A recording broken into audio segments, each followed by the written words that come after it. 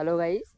তো দেখতে পাচ্ছ আমি চলে এসেছি আবার নেক্সট ব্লগ করতে। তো আমি এখন আছি গাছের ওপরে। তো কিভাবে কি করে উঠলাম আমি বুঝতে পারছি না, এই জায়গায় এসে পৌঁছে আবার তো দাঁড়িয়ে আছি।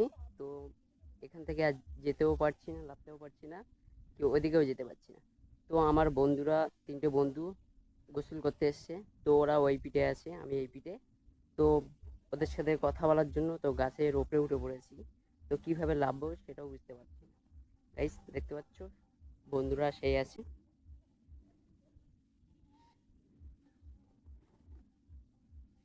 ওই পিঠে আছে। সেই একটা টাওয়ার দেখা যাচ্ছে, টাওয়ারের ওই সাইডটাই আছে, ওরা নিচেই গোসল করছে। তো গাইস আমি ওখান থেকে ওখানে তো যেতে পারছি না এখন। তো দেখো আমি কোথায় আছি, অনেক উঁচু হয়ে আছি একটা গাছের উপরে।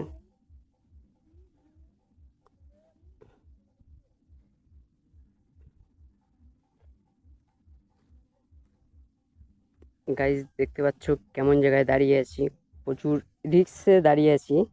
কিন্তু একটু কোনো আমার ভয় লাগছে না, এখানে দাঁড়িয়েছি যে ভেঙে পড়বো কি কিছু, সেরকম কোনো কিছু ভয় লাগছে না, মনে হচ্ছে অনেক ভালো লাগছে।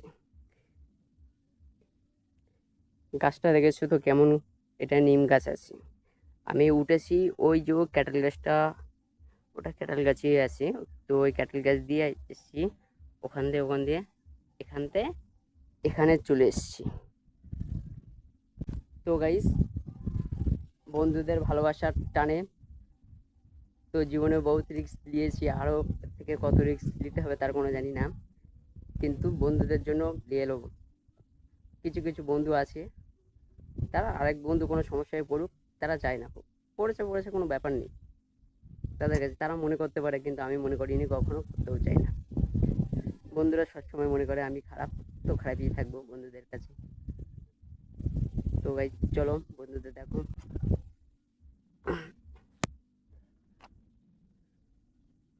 ওই বাচ্চা,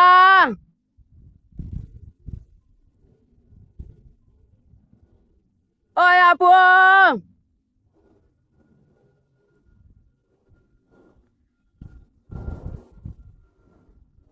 ওই রাজু বল। তো গাইজ দেখতে পাচ্ছ ওরা শুনতে পাচ্ছে কিন্তু উত্তর দিচ্ছে না। আমি কোথায় চলে এসেছি গাইজ দেখতে পাচ্ছ, এই যে সূর্যটাও আমার হাতের গোড়ায় আছে। আমি চাইলেও ধরতে পারবো কিন্তু পারবো না, কিন্তু চেষ্টা করা তো যায়। অনেকটা উঁচু হয়ে আছে, অনেকটা,